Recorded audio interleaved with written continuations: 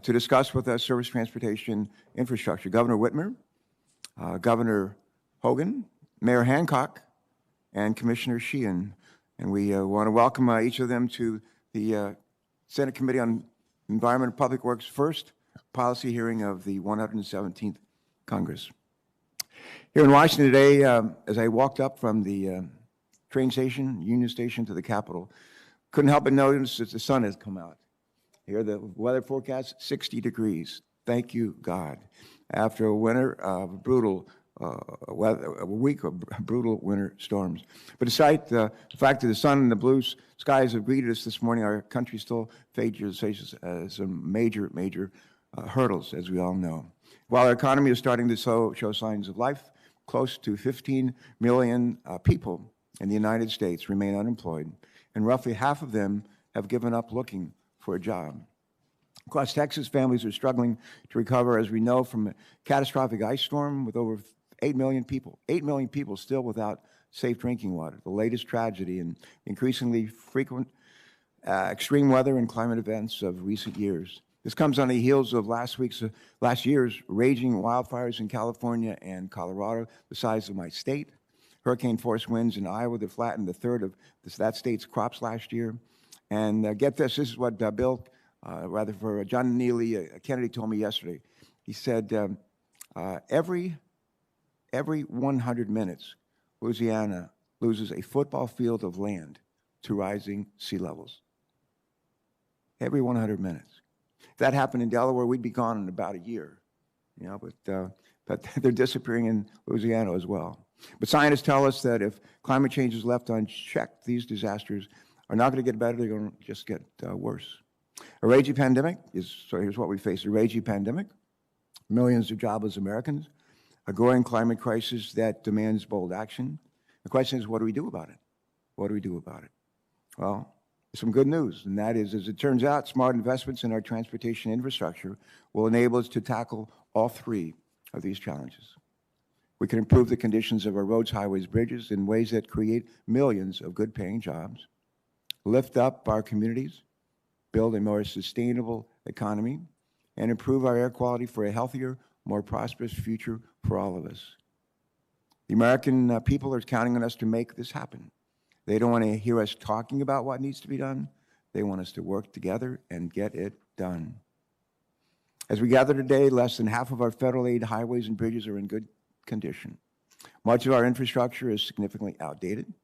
It was built for different ranges of temperatures, rainfall, and sea levels. In the last 10 years, we put nearly $19 billion in emergency funds in addition to what we were already providing from the Highway Trust Fund. Poor road conditions and design flaws create safety challenges, too. Motor vehicle crashes are one of the top causes of unintentional lethal injuries in the United States. Pedestrians and bicyclists face particularly grave challenges as roads are too often designed without a safe place to bike or even cross the street.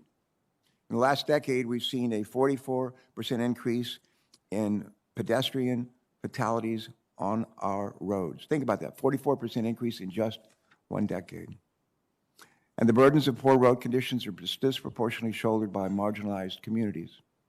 Low-income families and peoples of color are frequently left behind or left out by our investments in infrastructure, blocking their access to jobs and educational opportunities. So there's a clear need for a modernized transportation infrastructure that is safer and more sustainable, while better ensuring that we treat other people the way we want to be treated. Fortunately, our committee has a roadmap that will enable us to meet these needs and more. Last Congress, as many will recall, our committee unanimously reported a bipartisan reauthorization bill that outlined an historic investment in our nation's surface transportation programs. Unfortunately, the full Senate never acted on it. But now we have an opportunity to build on that promise and actually enact a bill that transforms our transportation sector into one that is more innovative, more resilient, and safer, while creating good-paying jobs, lots of them. Now, let me briefly touch on some of the key policy priorities for our next reauthorization bill that will help make that vision a reality. Auto manufacturers are preparing to greatly expand the line of electric and hydrogen fuel vehicles, but too often drivers lack access to the charging and fueling stations. that these vehicles require. America needs to build corridors of charging stations and hydrogen fueling stations across the country. We also have to make it easier for people to walk safely, bike, or take public transit, so driving isn't the only way to get where we need to go. We need to strengthen our infrastructure so that it can withstand the devastating effects of extreme weather and climate change, which we're witnessing with alarming frequency. Last year alone, natural disasters fueled by climate change cost us over $95 billion in economic damage. Smart planning to make our infrastructure more resilient will save American taxpayers dollars while helping us avoid rebuilding the same infrastructure projects again and again after severe weather events. And as we work with state and local partners, there must be accountability to ensure that federal funds are invested in well-designed projects that expand equity and lift up our nation as a whole. And now the most challenging part of any discussion on transportation infrastructure: how are we going to pay for it? When I was new in the Senate, the guy who sat behind me was Ted Kennedy. I didn't know him very well, and one day I suggested maybe we have a cup of coffee. He actually invited me to his hideaway for lunch, which was quite a thrill. I asked him there during lunch, I said, why is it that all these Republicans want you to be their lead co-sponsor on their big bills? Why is that? You're such a big liberal Democrat from Massachusetts. Why is that? And I'll never forget what he said. He said, well, I'm always willing to compromise on policy, never willing to compromise on principle. That's what he said. Always willing to compromise on policy, never willing to compromise on principle. Well, let's talk a little bit about some of the principles I hope we ought to be able to agree on in this regard. For one, much of our transportation infrastructure is in sorry shape. Unfortunately, a lot of it's getting worse, not better. This is not something the federal government should do alone. This is an all-hands-on-deck moment. Second principle that I think most of us can agree on is that things worth having are worth paying for. And we can't just continue to put all of our improvements that are needed on our country's credit card. And I suggest that a third principle should be that those of us who use our nation's roads, highways, and bridges have a responsibility to help pay for them. Now, with principles like that, what I hope we'll do is develop a bunch of policies that are consistent with those principles. A growing number of people believe that a national vehicle miles travel approach will eventually fund much of our transportation infrastructure in the not-too-distant future. Mary Barr announced that General Motors, as Senator Stabenow knows, what is it, by 2035, they'll not be building any more vehicles, cars, trucks, vans, powered by a gasoline or diesel. That was a wake-up call, wasn't it? The reauthorization bill this committee adopted unanimously in the last Congress called for a national VMT pilot for all 50 states. It was a good idea then, and it's an even better idea now. But if vehicle miles traveled turns out to be a big part of the future of transportation funding, we're going to need a bridge, or likely several bridges, to get us to that future for the next decade or so. And for that, we're going to be looking to the Finance Committee for help. Some of us serve on that Finance Committee for help in finding the next 5-year reauthorization, and the Senate Committees on Banking and Commerce have major roles to play too. In closing, let me just say, last Congress, EPW led by example, something we learned in the Navy. We unanimously approved our bill to improve and expand our service transportation programs, and we did it 14 months before the last 5-year service transportation reauthorization bill expired. That was one, I think, authored by Senator Inhofe, if I'm not mistaken. It is imperative, however, that this year our sister committees join us now to begin the critical work that needs to be done and to help get it across the finish line and signed into law long before this fiscal year ends. Senator Capito and I, along with our staffs, are already getting to work. Last week, we invited all of our Senate colleagues, not just on this committee, but all Senate colleagues, Democrat, Republican, Independent, to share with us their state's their policy priorities, transportation priority policies, with us so we can begin drafting legislation, not this summer, but this spring. And our goal is to mark up our bill and report out of our committee no later than Memorial Day. And I don't want to get our bill there alone without having some company from the banking committee, and also from the Commerce. They've got to do their part as well, and then finance. The conversation we're about to have today in this hearing is critical to that effort. The stakes are high, and a lot of people across the country are counting on us to do our jobs in order to better ensure that they'll have the kind of jobs that will enable them to support their own families far into the future. Before we hear from our distinguished panel of witnesses, we're going to have some introductions. But before we hear those introductions, Senator Capito is going to be recognized for our ranking member for her opening remarks. Let me just say what a joy it has been serving with you in this new partnership, and we look forward to doing great work for our states and for our country. Thank you, and I share the sentiment, Chairman Carper. We've got a great thing going here, communication-wise. I thank your leadership and your partnership for today's hearing to kick off this process, which I think is important to every member, and I think we all tune into what we're going to do on a surface transportation bill. I'd also like to thank our witnesses who are going to be with us remotely today, and we look forward to hearing your perspectives on surface transportation policy and other issues of infrastructure importance to your state. Mr. Chairman, I enjoy our regular conversations on the bill and other important matters before the committee, and I enjoyed your opening statement, particularly talking about, since I serve on Commerce as well, I'm in good position to gig our chairman there, and the other committees that need to be so important. I was really encouraged by the conversation that we had last week, or I guess 2 weeks ago now, with President Biden, Vice President Harris, and Secretary Buttigieg on the importance of what we're talking about today. I think the meeting signified a commitment by the administration to see that this bill becomes a reality, as this is one of my top priorities as our ranking member. It's also about more than just building our infrastructure. This bill can facilitate a recovery from the pandemic that has devastated our communities and wreaked havoc on our communities and our economy. Transportation infrastructure is the platform that can drive economic growth. It's all American jobs right there, right on the ground, now and in the future, and improve the quality of life for everyone on the safety aspects which you so well addressed. I'm optimistic we can deliver that bill before the current extension expires on September 30th, and I noted your commitment to Memorial Day as a good marker. Our committee has a strong track record of developing these bills in a bipartisan manner. Our former chair can attest to that. We passed an excellent bill out of committee 21-0 in 2019 that represented bipartisan consensus on issues such as climate change and expediting project delivery. We can come together and once again use this bipartisan process to develop a bill that includes priorities from both parties. So I know such a process is what you want as well, Mr. Chairman.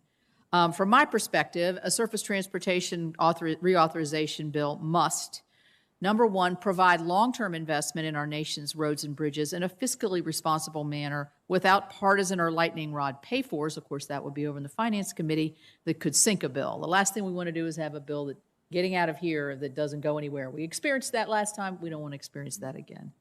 We want to give flexibility to our states, and I think our panelists will give us a good idea of that, to address unique transportation needs. And we want to keep the federal interest focused on providing a connected network of roads and bridges to assure that all communities and the economy can thrive. We want to facilitate the efficient delivery of projects, a perennial issue, so that we can improve safety and resiliency of our surface transportation system. And we want to drive innovation. I think that's critical to help pave the way for the system of the future.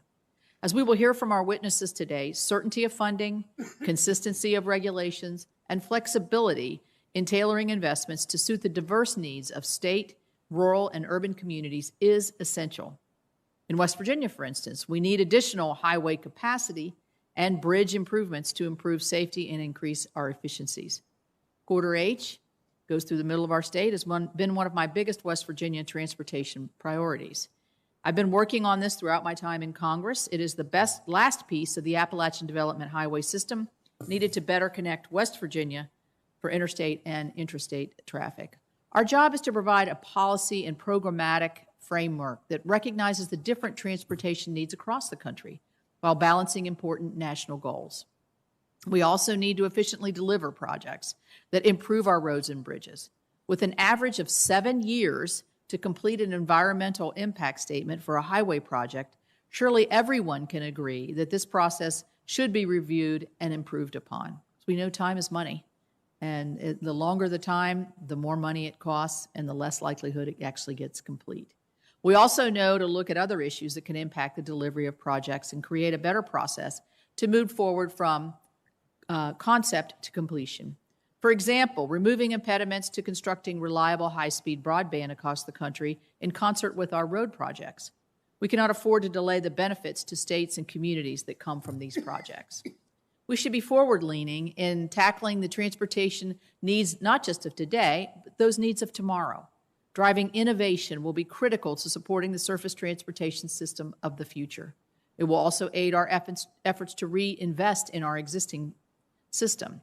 That includes cutting-edge technologies like the Virgin Hyperloop, which will be tested and certified in Tucker and Grant counties in West Virginia. I'm committed to working on these issues that are important to my friends on the other side of the aisle, and I know they're willing to do the same. There's a lot of common ground from both of our sides. We share the same goal, getting a bill across the finish line that delivers on addressing the transportation needs of our entire nation. I will add, I hesitate to do this because we've got a lot of good feeling going here, but to temper my Ladies, wait a minute, should I stop now? Time's expired. No, go ahead.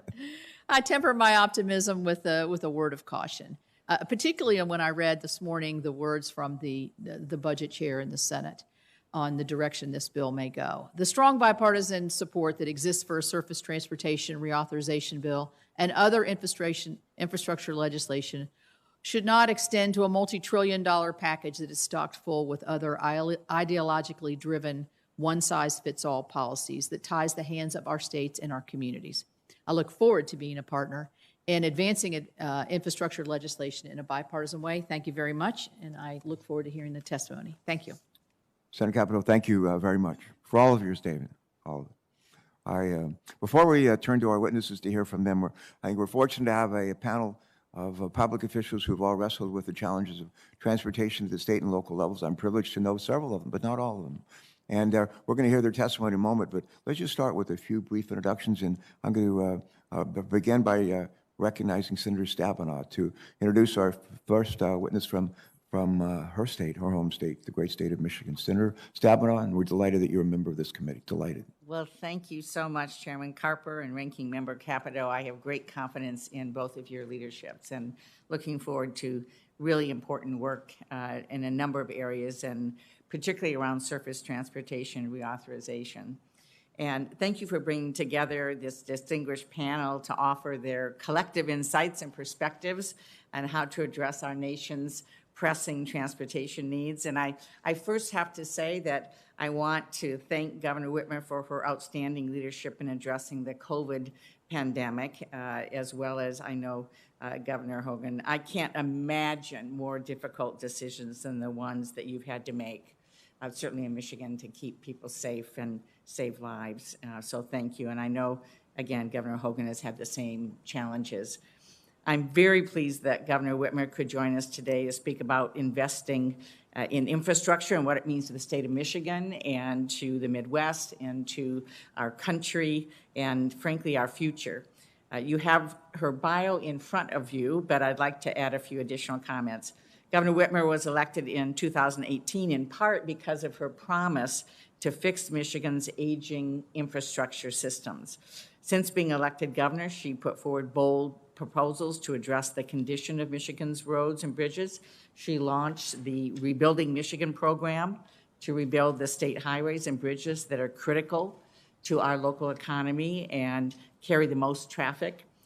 So I look forward today to hearing her thoughts and ideas on how we are addressing climate change through infrastructure that's creating good paying jobs and leading us to a more sustainable future. So I welcome Governor Gretchen Whitmer from the great state of Michigan. Thank you, Senator Stabenow, and welcome, Governor Whitmer. I know you're out there, and we welcome you to our hearing today. It's an honor to have you here. Let me now recognize our friend, Senator Ben Cardin, for another special introduction of our neighboring state's governor, Governor Hogan. And Ben, please proceed. Well, thank you, Mr. Chairman. It really is a pleasure to welcome Governor Larry Hogan to our committee. Let me just assure our guests that are coming to us virtually that we're in a committee room that is complying with the CDC guidelines. We're distanced apart.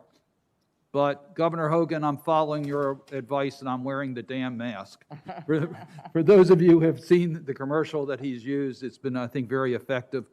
And I just really want to thank Governor Hogan, Governor Whitmer, for being very clear from the beginning about the seriousness of COVID-19, and the advice that you gave our citizens clearly saved lives. So first, thank you for the leadership that you've shown during this pandemic. We all appreciate it, and we are very much trying to work in partnership. Governor Hogan was first elected in 2014 as the governor of Maryland. As I think most of you know, he became the head of the National Governors Association, and in that capacity worked with us in regards to the passage of the CARES Act and in regards to the passage of the December COVID relief package. So thank you very much for your work in that regard. We have Team Maryland. Our congressional delegation works very closely with our governor on the needs of our state. And we couldn't have, I think, a more important witness to talk about the transportation needs. Maryland set up many years ago a consolidated trust fund so that we can share the resources in any mode of transportation and use it to be able to advance the transportation needs of our state. It gives us much more flexibility. But I know Governor Hogan will share with us the tremendous needs that we have in the state of Maryland, and we need a more robust federal partnership. Yes, Senator Capito, I could talk about the Appalachia Highway Program. We need to complete that, and we need resources for that. Or I could talk about the Bay Bridge in the eastern part of our state. But when we look at our urban centers, we have desperate equity needs. We need to advance our transit in the Baltimore area. It's absolutely essential. We had the WMATA system in the Washington area, the Purple Line. We had the concerns in southern Maryland as far as transit's concerned. In regards to rail, very appreciative that we got an infra grant that allows us to move forward with the Howard Street Tunnel, which is critically important for freight traffic on the east coast of the United States. But we have passenger rail needs for high-speed rail in order to deal with the gridlocks that we have in our community. Yes, we have bridges that need to be replaced. We have roads that need to be done. We have the I-270 issue.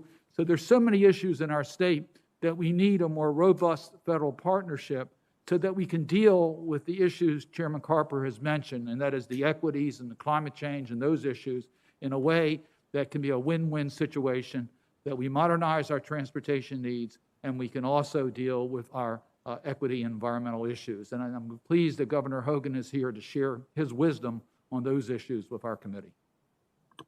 Thank you, Senator Cardin. And I just want to say, Senator Cardin and I like baseball, and so does Senator Stabenow, and maybe some other folks on this panel. Every now and then, Ben will take me with him to see an Orioles game. And I'm a huge Detroit Tigers fan. And I have a baseball signed by Al Kaline, Mr. Tiger, who grew up and played sandlot baseball where? Baltimore City. Baltimore. Won the American League batting championship at the age of 21, and passed away last year. Great human being. And I have several of these. I could probably do that. But in any event, I brought my Detroit Tigers hat, and I would just say in my Al Kaline baseball, from where Al Kaline started in the sandlots of Baltimore, and that's a little bit of a history lesson that involves all of us, but one that I think is maybe worth mentioning at least briefly here today. So I take my hat off to our panel today, and again, Governor Hogan, our neighbor across the water, welcome to this hearing. We have two other esteemed witnesses on our panel today. Mayor Michael Hancock is joining us from Denver, Colorado, the mayor of Denver since 2011, a decade. And thank you, Mayor, for taking time out of your busy schedule to join us. And we're also fortunate to have Victoria Sheehan, not Sheehan. We have a senator named Sheehan, but Commissioner of New Hampshire. I wonder if people get that confused, Ben. I bet they probably do, up in New Hampshire. But anyway, Commissioner, we're delighted you're here to testify with us virtually. Currently the president of the American Association of State Highway and Transportation Officials. So I can tell my wife tonight, we actually heard from the president, which you don't hear from every day. Our thanks to all of you for joining us. Thanks for your preparation. Thanks for joining us virtually. Governor Whitmer, we're going to start with you, and you may proceed when you are ready. Thanks so much. Thank you all. Welcome one and all. Governor Whitmer.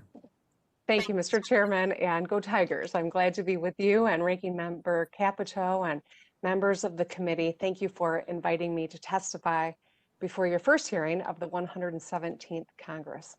I also want to thank Michigan's own Senator Debbie Stabenow for the kind introduction.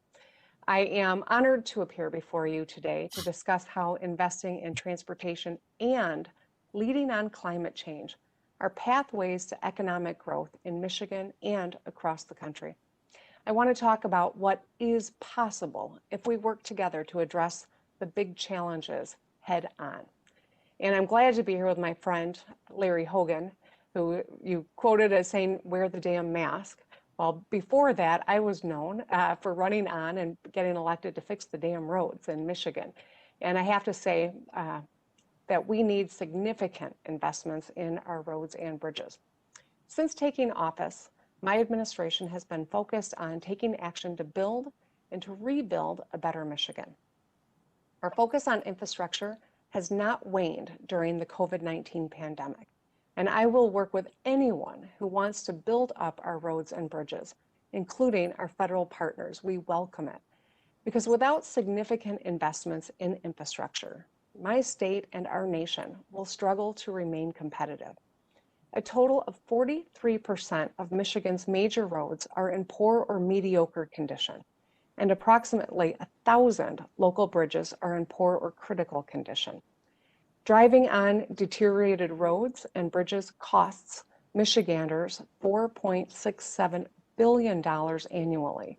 That's $659 per motorist. Damaged infrastructure in any area affects personal mobility, affects our safety, and it slows our economic recovery. And so we have a big opportunity in front of us. At the start of my term, I proposed spending $2.5 billion to fix Michigan's roads, but we could not reach a consensus in Lansing. Doing nothing was not an option, so I implemented Plan B, and that is a $3.5 billion bonding program called Rebuilding Michigan to restore our state trunk lines. And this year I proposed $300 million in my budget to begin tackling our backlog of closed or critical condition bridges. Now, the pandemic has had a devastating impact on our transportation revenues, and we desperately need federal assistance. Doing nothing shouldn't be an option at the federal level either, and I'm heartened by the opening comments of today's hearing. We need long-term, sustainable federal sources for our infrastructure. I hope the committee considers the stakes of the moment that we are in as it drafts transportation reauthorization bill this year. But we also need a plan that goes beyond just roads. We need a national vision when it comes to transportation, much like the interstate highway system offered 65 years ago. To build a more equitable economy and tackle climate change, we need your help, your leadership. For too long, there's been a misconception that preparing for the future comes at the expense of economic growth and good paying jobs today. But it's not a binary choice. It's not an either or. It's really a both and. The health of our economy is inextricably linked to the health of our people and our planet. Whether it's a global pandemic or natural disasters caused by climate change, we've seen firsthand how failing to invest in environmental protection and public health can devastate our country. And in industrial states like Michigan, we've lost jobs to automation and modernization. In the past, big changes created winners and losers, and the government didn't get involved until after the fact. This time, we've got to put workers and communities first and ensure that people who are threatened by change are able to benefit from it. Electrification will create jobs, and Michigan is leading in this space. Since I was sworn in 2019, we've announced over 11,400 new auto jobs and more on the way. We've committed to being carbon neutral by 2050, a goal that is aggressive and means that we're going to have to work together to achieve it. We've got incredible assets like the American Center for Mobility and a 40-mile driverless lane from Detroit to Ann Arbor that Senator Stabenow was a part of announcing. There are great jobs that can be created by new mobility technologies as well, but it's going to require a new set of skills, and that's something where I think we can partner as well. Michigan has earned several names or expressions over the years. We're the state that put the world on wheels, the birthplace of Motown, the arsenal of democracy during World War II. In the next century, Michigan is going to be the arsenal of ideas and innovation. At the national level, we have to invest in resilient infrastructure, emerging industries, and transportation. We need policies that will uplift communities that disproportionately impacted by the transition. address environmental justice, and tackle climate change. We can't shrink away from the crises that we face. We've got to go big and be bold. So let's get to work. I thank you so much for having me today, and I'm really looking forward to your questions and, of course, hearing from my fellow witnesses. Glad to be with you. Governor Whitmer, thanks for your testimony. Senator Barrasso, who used to sit right here, actually used to sit right here as a chairman until very, very recently. But he and I love music, and every now and then we have quips about music. And I'm trying to think of a Motown song that might be appropriate for us as we sort of like get ready to get started. And I don't know if it was the Temps or the Four Tops, but get your motor running, head out on the highway, or get ready, here we come. One of those two probably works. So get ready, here we come. All right, thanks, Governor, and thank you also for sending us Gary Peters and Debbie Staben, two of our best.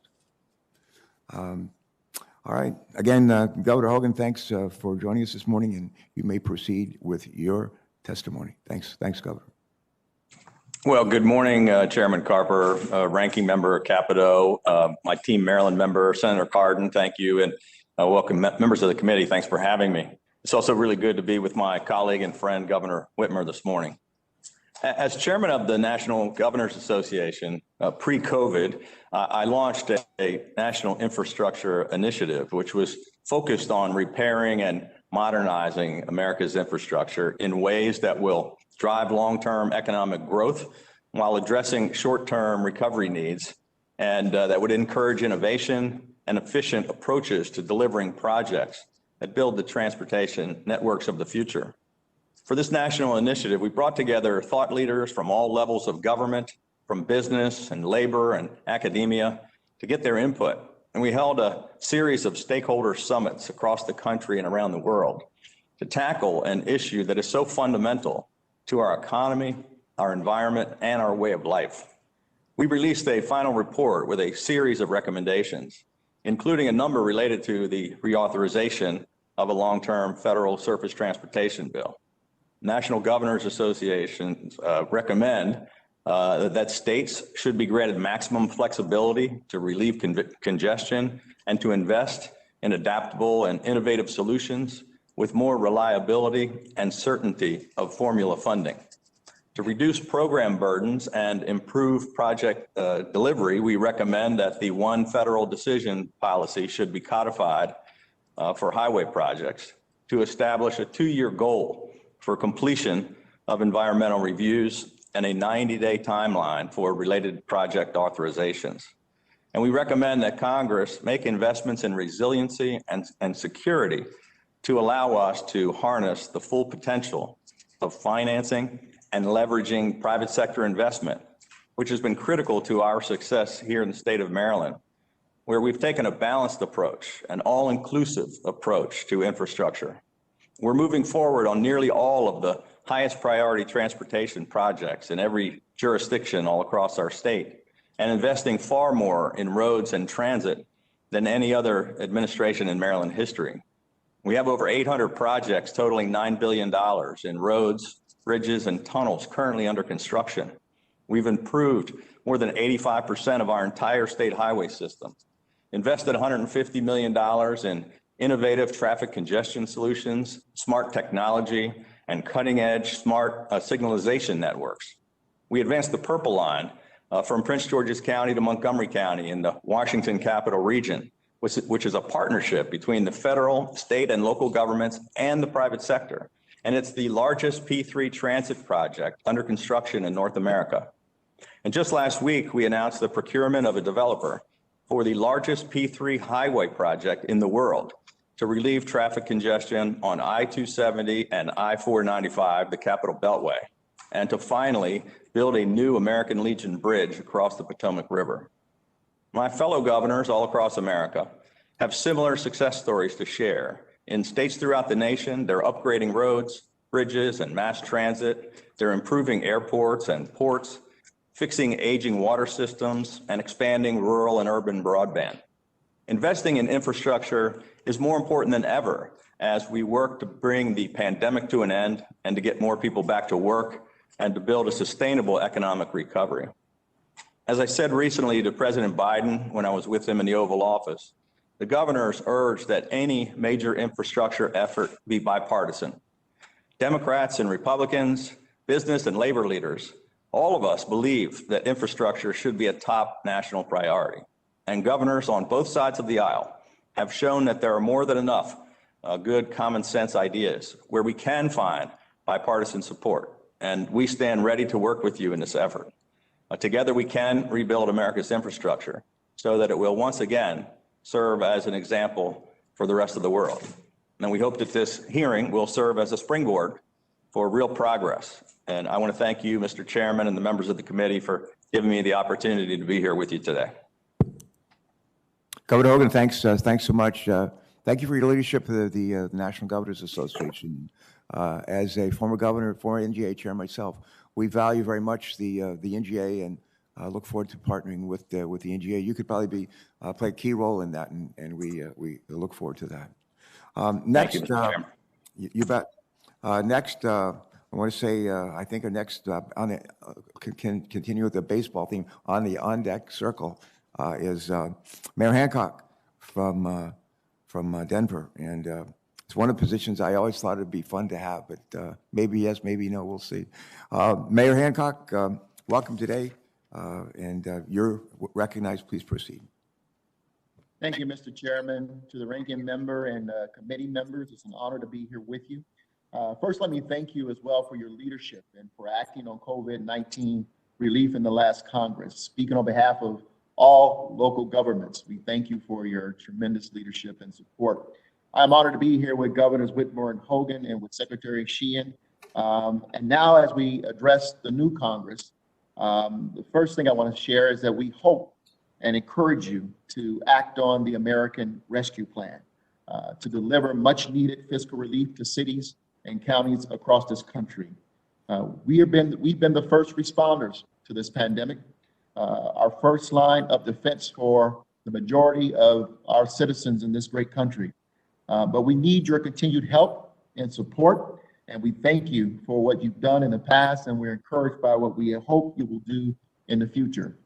Mr. Chairman, let me recognize your personal efforts on our behalf as well. It's not been lost on us that you have advocated for direct funding to cities and counties throughout this effort, and we are greatly appreciative of your efforts.